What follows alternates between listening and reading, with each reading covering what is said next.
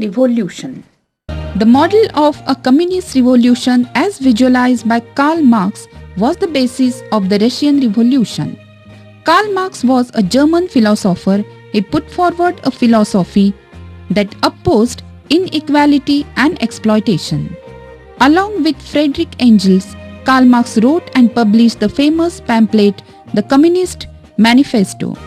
The communist philosophy assumes that at a given time there are two classes in the society, the haves and the have-not. The former class monopolizes all means of production, while the members of the latter class have none at all. This latter class mainly consists of workers and peasants. The Russian Revolution presents a similar struggle between the Russian monarchy and henchmen on one side and the poor Russian workers and peasants on the other.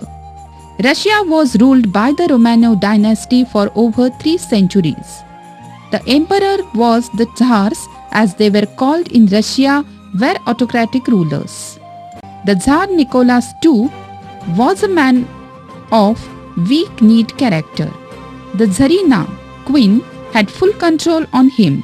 She herself was under the spell of Rasputin and imposed her and a corrupt man. There was total anarchy in Tsar's administration. A group of thinkers in Russia called the Nihilists stood for absolute individualism. There were some other thinkers and writers also in Russia. Leo Tolstoy, Pushkin and Maxim Gorky were in the forefront. Their writings were marked by liberalism and humanism. Leaders like Lenin were exiled by the Russian government. Agriculture was the backbone of the economy, but it was in bad shape. The industrial workers in Russia suffered from evils such as inadequate wages, long hours of work, insecurity and low standards of living. Workers' unions came together to form the Russian Social Democratic Labour Party in 1898. The Tsar's imperialist policies had drawn Russia into many wars. The Russo-Japanese War of 1904 was one of them. Russia's defeat at the hands of a small country like Japan had economic repercussions as many factories were closed down.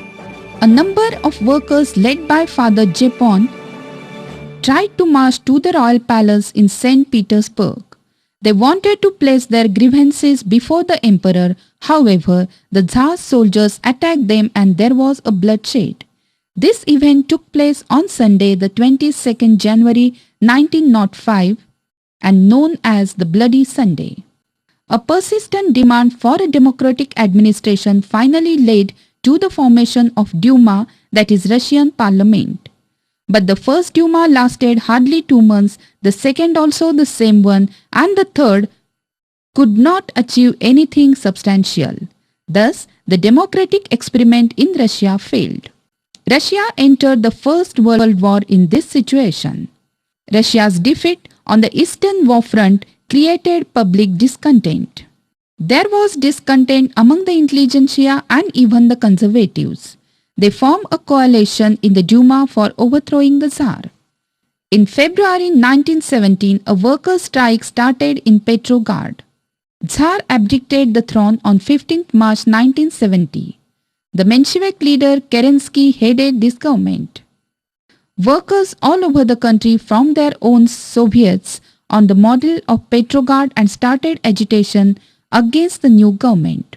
The Bolshevik leader Lenin made his way from exile in Switzerland to Russia in April 1917. A struggle ensued between the Mensheviks, all the moderates under Kerensky, and the Bolsheviks, communists, or the extremes under Lenin. The revolution aimed at raising the standard of living, bringing about prosperity and establishing social equality. Lenin's government nationalized all means of production in order to quicken the pace of industrialization. Lenin's policies collectively termed as war communism. Lenin's new economic policy, NEP. Lenin announced a new economic policy which consisted in both privatization and nationalization to some extent. The private industry business and property were allowed to a limited extent only. The importance of new economic policy. First one, collective farming, open market, new currency, small and large scale industries.